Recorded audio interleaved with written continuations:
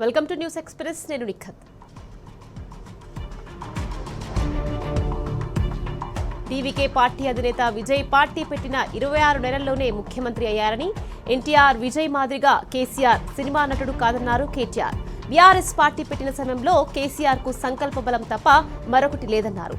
ప్రత్యేక రాష్ట్ర సాధనే ధ్యేయంగా అందరినీ కలుపుకొని కేసీఆర్ మొండి ధైర్యంతో ముందుకెళ్లారన్నారు కేటీఆర్. చావు నోట్లో తలపెట్టి రాష్ట్రాన్ని సాధించి 10 ఏళ్ల పాటు తెలంగాణను అద్భుతంగా పరిపాలించారని చెప్పారు.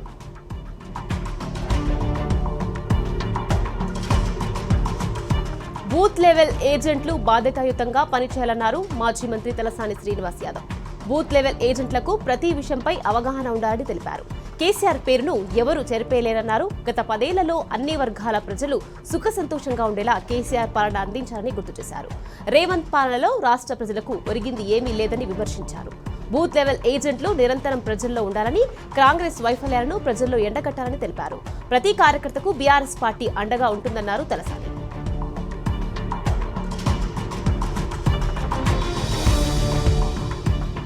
క్రమశిక్షణకు మారుపేరు బీఆర్ఎస్ కార్యకర్తలన్నారు మాజీ మంత్రి సవితా ఇంద్రారెడ్డి.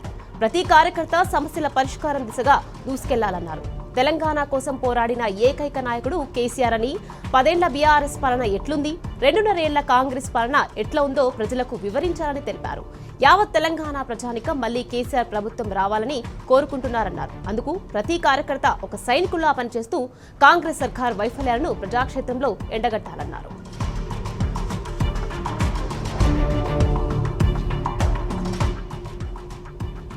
రాబందుల పార్టీ కబంధ హస్తాల్లో బందీగా ఉన్న తెలంగాణ తల్లిని విడిపించేందుకు బూత్ లెవెల్ ఏజెంట్లు సైనికుల్లా పనిచేయాలన్నారు ఎమ్మెల్సీ దాసు జుస్టవన్. బూత్ లెవెల్ ఏజెంట్లు పార్టీకి పునాది రాళ్ల లాంటి వారని అన్నారు. కింది స్థాయి నుంచి పై స్థాయి వరకు పార్టీకి అనుసంధాన కార్యకర్తలుగా బూత్ లెవెల్ కార్యకర్తలు పనిచేస్తారన్నారు. కాంగ్రెస్ సర్కార్ వైఫల్యాలను బూత్ లెవెల్ ఏజెంట్లు ఎండగడుతూ కేసీఆర్ ను మళ్లీ సీఎం చేయడమే లక్ష్యంగా పనిచేయాలని పేర్కొన్నారు.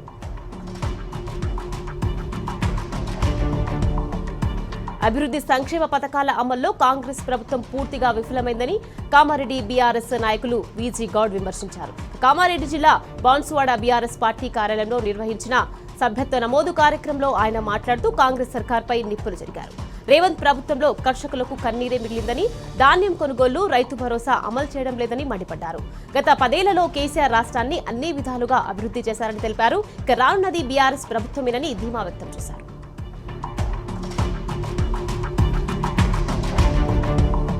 బండి భగీరథ్ ఫోక్సో కేసులో సోషల్ మీడియానే మైనర్ బాలికకు అండగా నిలబడిందన్నారు బీఆర్ఎస్ వర్కింగ్ ప్రెసిడెంట్ కేటీఆర్. చిన్నపిల్లకు అన్యాయం జరిగితే మెయిన్ స్ట్రీమ్ మీడియా కళ్ళు మూసుకుపోయిందన్నారు. ఫోక్సో కేసు నిందితుడిని కాపాడాలని ప్రయత్నించిన 2 పార్టీలను సోషల్ మీడియా దిగొచ్చేలా చేసిందన్నారు కేటీఆర్.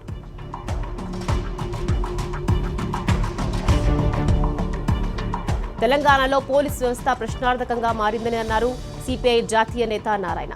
బండి భగీరథ్ ను తాము అరెస్టు చేశామని పోలీసులు అంటుంటే నేనే పోలీస్ స్టేషన్ కు పంపించానని బండి సంజయ్ అంటున్నాడు. దీంతో పోలీస్ వ్యవస్థపై అనేక అనుమానాలు వ్యక్తమవుతున్నాయని అన్నారు. నిందితుడు బండి భగీరథ్ మీద ఫోక్సో కేసు పెట్టినప్పుడు అతన్ని అరెస్ట్ చేయకుండా రాష్ట్ర ప్రభుత్వం తప్పు చేసిందన్నారు.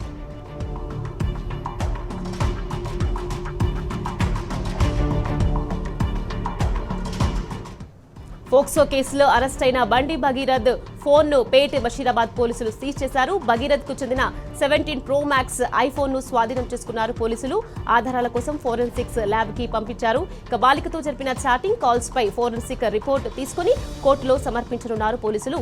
ఇక ఈ కేసులో లోతైన దర్యాప్తు కోసం భగీరథ్ కస్టడీ కోరుతూ కోర్టులో పిటిషన్ దాఖలు చేయనున్నారు.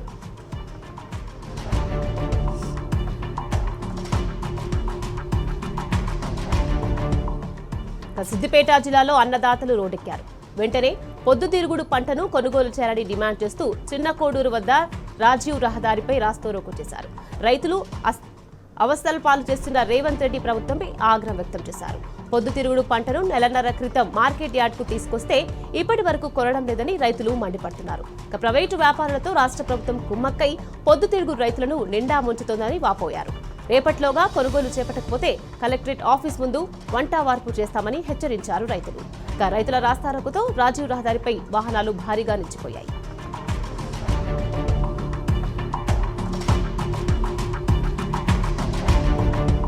రైతులకు కనీసం గన్ని బ్యాగులు కూడా సరిపడా పంపిణీ చేయలేని దుస్థితిలో కాంగ్రెస్ ప్రభుత్వం ఉందని అన్నదాతలు ఆవేదన వ్యక్తం చేస్తున్నారు. వికారాబాద్ జిల్లా దుద్యాల మండల్ పోలేపల్లి ధాన్యం కొనుగోలు కేంద్రంలో గన్ని బ్యాగుల కొరతతో రైతులు తీవ్ర ఇబ్బందులు ఎదుర్కొంటున్నారు. ధాన్యం కొనుగోలు కోసం రోజుల తరబడి ఎదురు చూస్తున్నామని తెలిపారు. ప్రభుత్వం సరైనన్ని గన్ని బ్యాగులు సరఫరా చేయాలని, పండించిన పంటను కొనుగోలు చేయాలని డిమాండ్ చేశారు.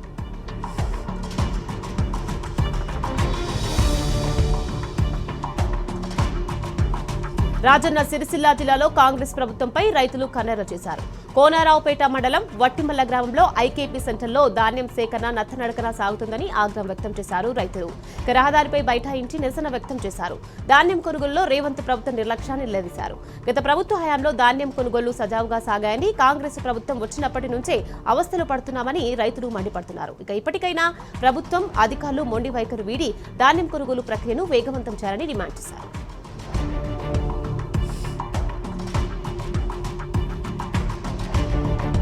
మహబూబాబాద్ జిల్లాలో అన్నదాతలు ఆందోళనకు దిగారు. ధాన్యం కొనుగోలులో అధికారుల తీరును నిరసిస్తూ తొర్రూరు మండలం చీకటాయపాలెంలో నిరసన తెలిపారు. కొనుగోలు కేంద్రంలో ధాన్యం పోసి నెల రోజులు గడుస్తున్నా కొనడం లేదని ఆగ్రహం వ్యక్తం చేస్తున్నారు. గన్నీ బ్యాగులు లేక లారీలు రాక ఇబ్బందులు పడుతున్నామని రైతులు వాపోతున్నారు. రైతుల కష్టాలు పడుతుంటే స్థానిక ఎమ్మెల్యే యశస్విని రెడ్డి ఎక్కడికి పోయారంటూ పీఏసీఎస్ అధికారులను నిలదీస్తున్నారు.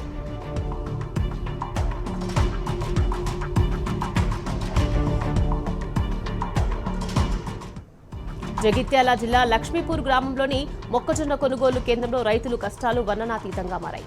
గత 25 రోజులుగా పంట తీసుకొచ్చి కొనుగోలు కేంద్రంలో పడిగాపులు కాస్తున్నప్పటికీ కొనుగోలు ప్రారంభం కాలేదు.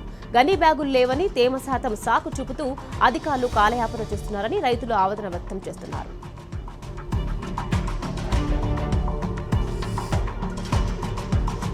రైతులకు కనీసం గన్నీ బ్యాగులు కూడా కాంగ్రెస్ ప్రభుత్వం పంపిణీ చేయలేకపోతుందని రైతులు విమర్శించారు. నిర్మల్ జిల్లా సారంగాపూర్ మండల కేంద్రంలో గన్నీ బ్యాగుల లారీ రాగానే రైతులు ఒక్కసారిగా ఎగబడ్డారు. దీంతో కొద్దిసేపు గందరగోళ పరిస్థితులు ఏర్పడ్డాయి. సర్కారు సరిపడా గన్నీ బ్యాగులు సరఫరా చేయకపోవడంతో చాలా ఇబ్బందులు పడుతున్నామని రైతులు ఆగ్రహం వ్యక్తం చేశారు.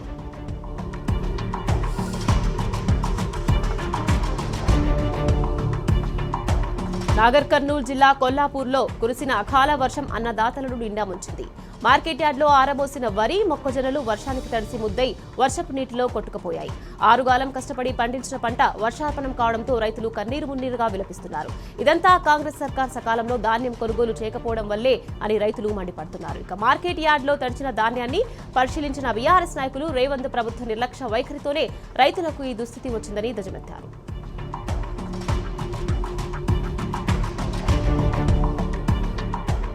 అధికారుల నిర్లక్ష్యంతో అకాల వర్షానికి అన్నదాతలు ఆగమవుతున్నారు. భారీ వర్షం కారణంగా మార్కెట్ యార్డ్, కొనుగోలు కేంద్రాల్లో కల్లాల్లో ఆరబెట్టిన వరి ధాన్యం తడిసి ముద్దయింది.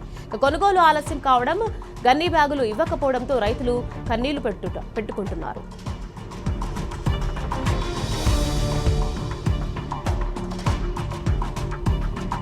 ధాన్యం కొనుగోలులో జరుగుతున్న జాప్యంపై మనస్తాపం చెంది పొన్నం తిరుమలేష్ అనే ఓ రైతు ఆత్మహత్యానికి ఒడిగట్టారు. ఒంటిపై డీజిల్ పోసుకుని ఆత్మహత్యం చేశాడు.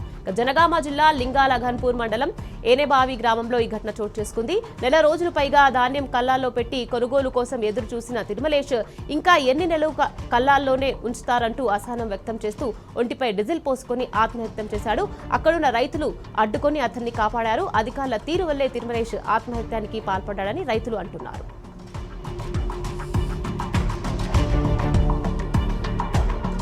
రేవంత్ సర్కార్ అన్నదాతల ఉసురు పోసుకుంటుంది. పంట కొనుగోలులో కాంగ్రెస్ పాలన నిర్లక్ష్యంతో మరో రైతు ప్రాణం బలైంది. కొనుగోలు కేంద్రంలో ఎండకు ఎండుతూ వానలకు తడుస్తూ ఎదురు చూసిన ఓ రైతు గుండె ఆగింది. వరంగల్ జిల్లా నెక్కొండ మండలం అలంకారిపేట సొసైటీ మార్కెట్లో రైతు గాజుల పెద్ద వెంకటేశ్వర్లు గుండెపోటుతో మృతి చెందారు. వారాల కొద్దీ ధాన్యం కొనుగోలు కోసం ఎదురు చూసిన వెంకటేశ్వర్లు కొనుగోలు కేంద్రంలోనే కుప్పకూలాడు. తోటి రైతులు, సొసైటీ సిబ్బంది సిపిఆర్ చేసి ప్రయత్నం చేసినా ప్రాణం దక్కలేదు.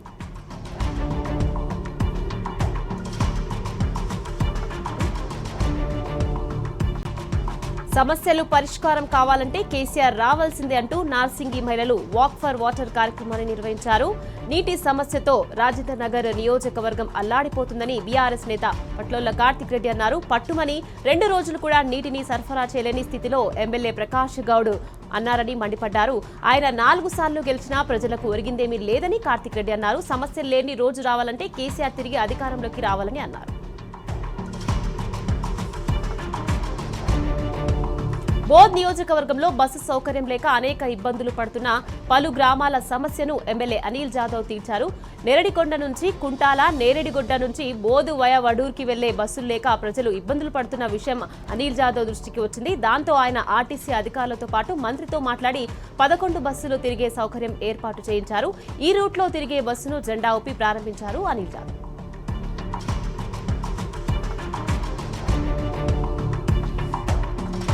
రాష్ట్రంలో ఇంజనీరింగ్, ఫార్మసీ, అగ్రికల్చర్ కోర్సుల్లో ప్రవేశాలు కల్పించేందుకు నిర్వహించిన టీజీఎస్సెట్ ఫలితాలు వచ్చాయి. ఈ ఫలితాలను ప్రభుత్వ సలహాదారు కె కేశవరావు, ఉన్నత విద్యామండలి చైర్మన్ బాలకృష్ణారెడ్డి, విద్యాశాఖ కార్యదర్శి యోగితా రాణా, సాంకేతిక విద్యాశాఖ కమిషనర్ శ్రీ దేవసేన విడుదల చేశారు. ఇంజనీరింగ్ విభాగంలో 1,97,241 మంది పరీక్ష రాయగా 1,44,704 మంది విద్యార్థులు ఉత్తీర్ణత సాధించారు. ఇక అగ్రికల్చర్, ఫార్మసీ విభాగంలో 84,954 మంది విద్యార్థులు పరీక్షకు హాజరు కాగా 73,294 మంది అర్హత సాధించారు.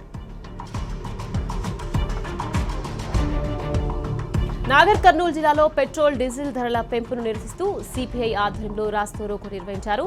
జిల్లా కేంద్రంలోని అంబేద్కర్ చౌరస్తా ప్రధాన రహదారిపై ఆందోళన చేపట్టారు.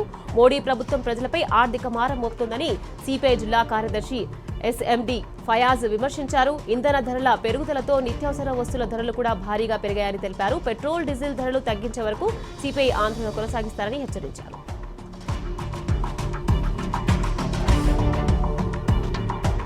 పెద్దపల్లి జిల్లా గోదావరిఖల్లో రైస్ మిల్లులపై లీగల్ మెట్రాలజీ అధికారులు ఆకస్మిక దాడులు చేశారు. స్థానిక గౌతమీనగర్లోని శ్రీరామ రైస్ మిల్లో లీగల్ మెట్రాలజీ జిల్లా అధికారి ఠాగూర్ రఘువీర సింగ్ ఆధ్వర్యంలో సోదాలు చేపట్టారు. తూకంలో మోసం చేస్తున్న రైస్ మిల్ యజమానిపై కేసులు నమోదు చేశారు.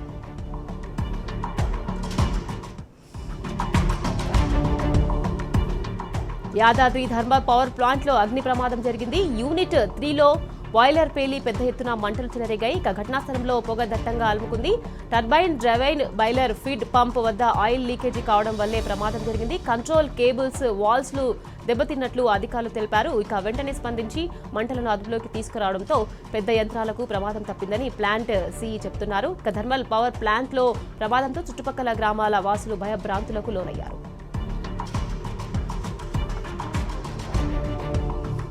ఆదిలాబాద్ లో భారీ అగ్ని ప్రమాదం చోటు చేసుకుంది.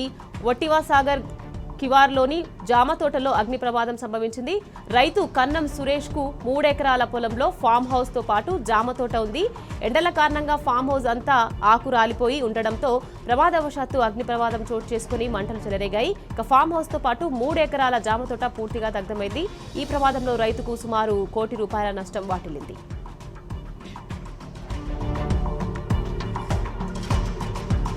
ఆదిలాబాద్ జిల్లా కేంద్రంలోని రిమ్స్ ప్రభుత్వ ఆసుపత్రిలో ఆలస్యంగా లైంగిక వేధింపుల ఘటన వెలుగులోకి వచ్చింది. పీజీ మెడికల్ విద్యార్థినిపై ఓ మేల్ స్టాఫ్ నర్స్ లైంగికంగా వేధించిన ఘటన తీవ్ర కలకలం రేపింది. దీనిపై బాధితురాలు రిమ్స్ డైరెక్టర్కు పోలీసులకు ఫిర్యాదు చేసింది. కేసు నమోదు చేసుకున్న పోలీసులు నిందితుడిని అరెస్ట్ చేసి విచారిస్తున్నారు.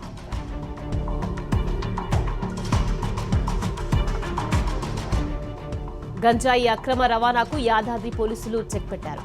రాజమండ్రి నుండి ఉత్తరప్రదేశ్కు 431 కిలోల గంజాయిని తరలిస్తుండగా బతంగి టోల్ ప్లాజా వద్ద పోలీసులు పట్టుకున్నారు. ఇక రాచకొండ యాదాద్రి జిల్లా పోలీసుల బృందం బతంగి టోల్ ప్లాజా వద్ద తనిఖీలు నిర్వహించగా నకిలీ నెంబర్ ప్లేట్తో వచ్చిన ఓ వాహనాన్ని గమనించారు. ఆ వాహనాన్ని ఆపి తనిఖీలు చేయగా అందులో 431 కిలోల గంజాయి బయటపడింది. ఇక వాహనంలో వచ్చిన 4 వ్యక్తుల్లో 2 పరారు కాగా 2ని పోలీసులు అదుపులోకి తీసుకుని విచారిస్తున్నారు.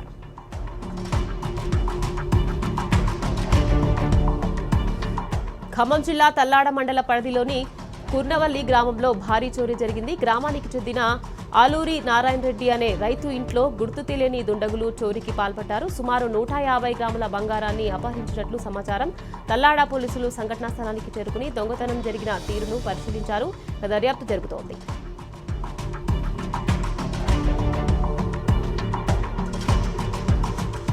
పెద్దపల్లి జిల్లా గోదావరిఖనిలోని డౌన్ స్కిల్ డెవలప్మెంట్ సెంటర్ దగ్గర చైన్ స్నాచింగ్ జరిగింది. భూలక్ష్మి అనే మహిళ మెడలో నుండి 2 తులాల చైన్ను గుర్తు తెలియని వ్యక్తి లాక్కొని పారిపోయాడు. వెంటనే పోలీసులకు సమాచారం ఇవ్వగా ఘటనా స్థలానికి పోలీసులు చేరుకుని దర్యాప్తు ప్రారంభించారు. నెంబర్ ప్లేట్ లేని బైక్ పై వచ్చిన వ్యక్తి దొంగతనానికి పాల్పడినట్టు సీసీ కెమెరాలో రికార్డైంది.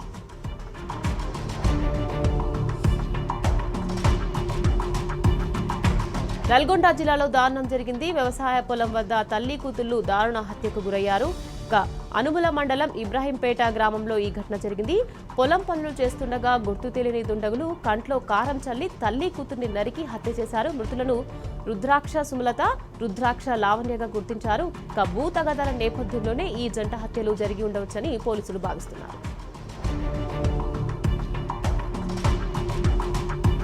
కాంగ్రెస్ వచ్చింది, కరెంటు కోతలు షురు అయ్యాయి. వనపర్తి జిల్లాలో పౌల్ట్రీ రైతులకు కరెంటు కష్టాలు అపార నష్టాన్ని తెచ్చిపెట్టాయి. అమరచింత మండలం నందిమల్లలో రాజసింహారెడ్డికి చెందిన పౌల్ట్రీ ఫామ్లో 6,000 కోళ్లు మృతి చెందాయి. అసలే వేసవికాలం, ఆపై విద్యుత్ అంతరాయం. దీంతో పెరిగిన ఉష్ణోగ్రతలకు ఊపిరాడక పౌల్ట్రీ ఫామ్లోని కోళ్లు ఒక్కసారిగా నేలకొరిగాయి. విద్యుత్ అధికారుల నిర్లక్ష్యం వల్లే ఈ నష్టం వాటిల్లిందని పౌల్ట్రీ రైతు రాజసింహారెడ్డి మండిపడుతున్నారు.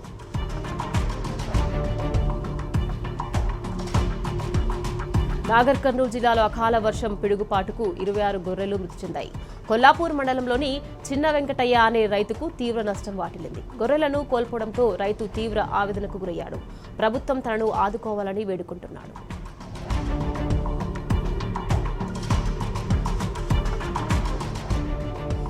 అధిక జ్యేష్ఠ మాసంలో ఆ వైకుంఠనాథుణ్ణి కొలిస్తే అన్ని శుభ ఫలితాలే ఉంటాయన్న నమ్మకంతో యాదాద్రి పోటెత్తింది. లక్ష్మీనరసింహస్వామిని దర్శించుకునేందుకు భక్తులు బారులు కట్టారు. ఉచిత దర్శనానికి దాదాపు 5 గంటల సమయం, ప్రత్యేక దర్శనానికి 2 గంటలకు పైగా సమయం పడుతోంది. వేసవి సెలవులు ఉండడంతో భక్తులు పెద్ద సంఖ్యలో ఆలయానికి తరలి వస్తున్నారు. స్వామివార్ల దర్శనం కోసం క్యూ లైన్లో భక్తులు బారులు తీరడంతో ఆలయ పరిసర ప్రాంతమంతా రద్దీగా మారింది.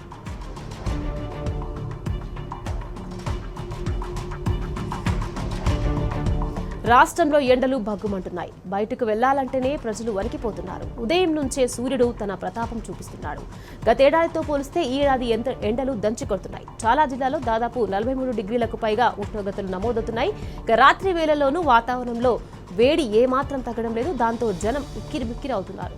రాబోయే రోజుల్లో ఉష్ణోగ్రతలు మరో 3 నుంచి 4 డిగ్రీలు పెరిగే అవకాశం ఉందని హైదరాబాద్ వాతావరణ శాఖ హెచ్చరించింది. ఉత్తర జిల్లాల్లో ఎండలు ఎక్కువగా ఉంటాయని తెలిపింది. ఇక అందులో భాగంగా ఇవాళ 29 జిల్లాలకు ఆరెంజ్ అలర్ట్ జారీ చేసింది.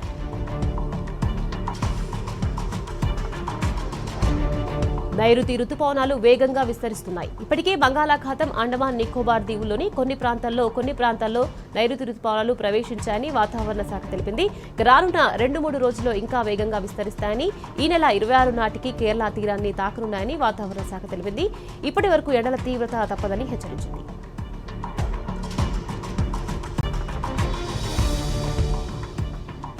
కేరళలో రేపు యూడీఎఫ్ ప్రభుత్వం కొలువుదీరనుంది. తిరువనంతపురంలోని సెంట్రల్ స్టేడియంలో సతీశన్ ముఖ్యమంత్రిగా ప్రమాణ స్వీకారం చేయనున్నారు. ఆయన చేత రాష్ట్ర గవర్నర్ రాజేంద్ర విశ్వనాథ్ ఆర్లేకర్ ప్రమాణ స్వీకారం చేయించనున్నారు. దశాబ్ద కాలం తర్వాత యూడీఎఫ్ అధికారంలోకి రావడంతో కాంగ్రెస్ అగ్రనేతలందరూ ఈ కార్యక్రమానికి హాజరు కానున్నారు. సతీశన్తో పాటు పలువురు ఎమ్మెల్యేలు, మంత్రులుగా ప్రమాణ స్వీకారం చేయనున్నారు. ఇందుకు సంబంధించిన అన్ని ఏర్పాట్లు పూర్తయ్యాయి.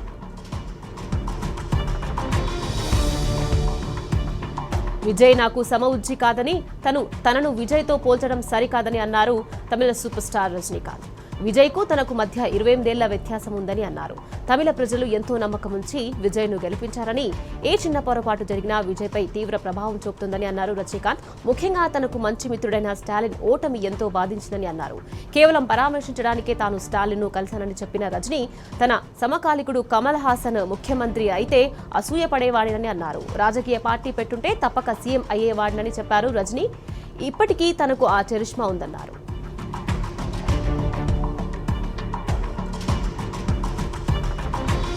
అన్నాడీఎంకేలో అంతర్గత పోరు తారాస్థాయికి చేరుకుంది. ఇక పార్టీలో పళనిస్వామి ఆధిపత్యాన్ని వ్యతిరేకిస్తూ ఎస్పీ వేలుమణి వర్గము పావులు కదుపుతోంది. పార్టీ ప్రధాన కార్యదర్శి పళనిస్వామి రాజీనామా చేయాలన్న డిమాండ్ ఊపందుకుంటోంది. ఇప్పటికే 25 మంది ఎమ్మెల్యేల పేరు కుంపటిని ఏర్పాటు చేసుకోగా, ఇప్పుడు పార్టీ అధికారిక పత్రిక నమోదు అమ్మను వేలుమణి వర్గం స్వాధీనం చేసుకుంది. ఇక త్వరలో పార్టీ పగ్గాలు కూడా తామే చేపడతామని పళనిస్వామి వ్యతిరేక వర్గం ధీమా వ్యక్తం చేస్తుంది. దీంతో అన్నాడీఎంకే రాజకీయాలు ఆసక్తి రేపుతున్నాయి.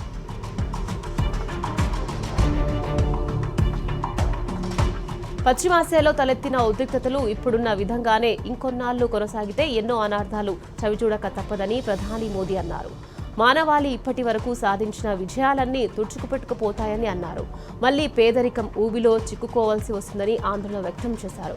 ముఖ్యంగా ఇంధన సంక్షోభం ప్రపంచాన్ని సమస్యల సుడిలోకి నెడుతుందని అన్నారు మోడీ.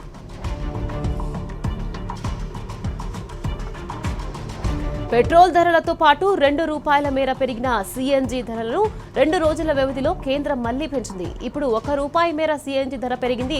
దీంతో వినియోగదారులపై ఏకంగా ₹3 భారం పడినట్లయింది. ఇక హైదరాబాద్లో కిలో సీఎన్జీ ధర ఇప్పుడు ₹100కు పెరిగింది. దీనికి తోడు పెట్రోల్ బంకుల్లో ఎక్కడ చూసినా సీఎన్జీ నో స్టాక్ బోర్డులు దర్శనమిస్తున్నాయి. 5 రాష్ట్రాల అసెంబ్లీ ఎన్నికల ముందు వరకు పెట్రోల్ ధరలు పెంచమని చెబుతూ వచ్చిన కేంద్రం ఇప్పుడు పెంచడం ఏంటని వినియోగదారులు ప్రశ్నిస్తున్నారు. పలు రాష్ట్రాల్లో పెంచిన ధరలకు నిరసనగా ఆందోళన కూడా మొదలయ్యాయి.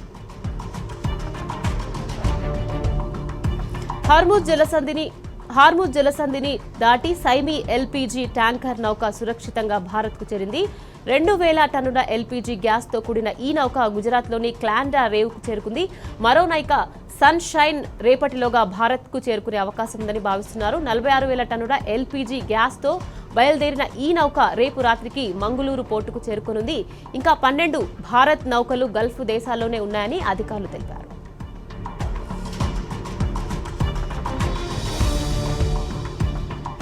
పైకి ఎలాంటి ఇబ్బంది లేదని చెప్తున్నా పెట్రోల్ డీజిల్ కొరత స్పష్టంగా కనిపిస్తుంది. డీజిల్ దొరక్క నానా ఇబ్బందులు పడుతున్నారు. దీనికి తోడు మళ్లీ పెట్రోల్ డీజిల్ ధరలు పెరగవచ్చన్న ప్రచారం కూడా వినియోగదారులను ఆందోళనకు గురిచేస్తుంది. ఇక ఈ నేపథ్యంలో మహారాష్ట్రలోని అకోలా నౌకా వద్ద ఉన్న ఇండియన్ పెట్రోల్ పంప్ వద్ద పెద్ద యుద్ధమే జరిగింది. డీజిల్ కోసం వినియోగదారులు ఒక్కసారిగా ఎగబడడంతో పెద్ద ఎత్తున ఘర్షణ చెలరేగింది. ఒకరిపై ఒకరు దాడులకు తెగబడ్డారు. దీంతో పోలీసులు రంగంలోకి ప్రవేశం చేసి పరిస్థితిని చక్కదిద్దాల్సి వచ్చింది.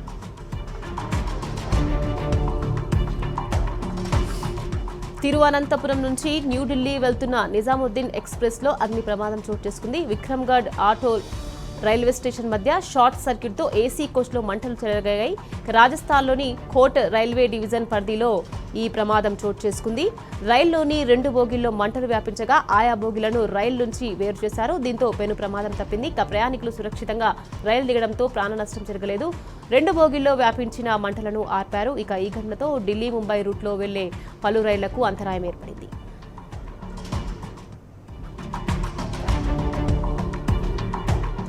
కర్ణాటకలోని మంగళూరు నుండి బెంగళూరుకు బయలుదేరిన ఓ ప్రైవేట్ ట్రావెల్స్ బస్సు ఘోర ప్రమాదానికి గురైంది.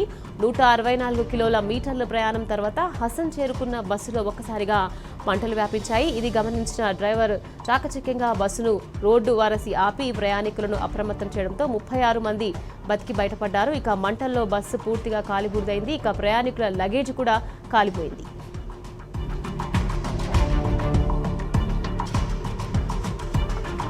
తైవాన్ విషయంలో తాము చైనాతో యుద్ధం చేయాలని కోరుకోవడం లేదని అమెరికా అధ్యక్షుడు డొనాల్డ్ ట్రంప్ అన్నారు. అమెరికా అధ్యక్షుడిగా తాను ఉన్నంతకాలం తైవాన్పై చైనా దాడి చేయబోమని ధీమా వ్యక్తం చేశారు. అయితే స్వేచ్ఛ, స్వతంత్రాల కోసం ప్రయత్నించిన చైనాతో తలగ్గొదని ట్రంప్ తైవాన్కు సూచించారు. తైవాన్ విషయంలో తలదూర్చితే ప్రత్యక్ష యుద్ధం తప్పదని చైనా హెచ్చరించిన నేపథ్యంలో ట్రంప్ ఈ వ్యాఖ్యలు చేశారు.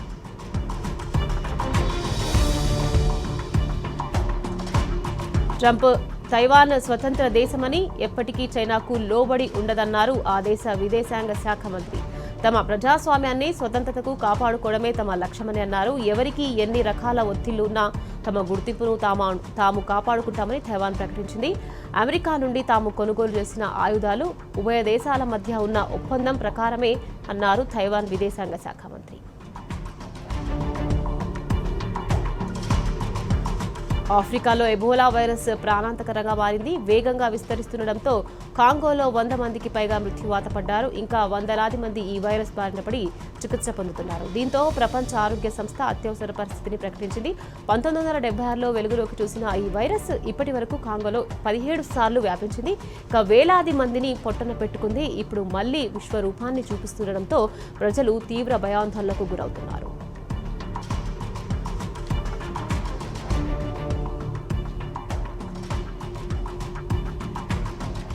ఇది వాల్టీ news express. Keep watching T news.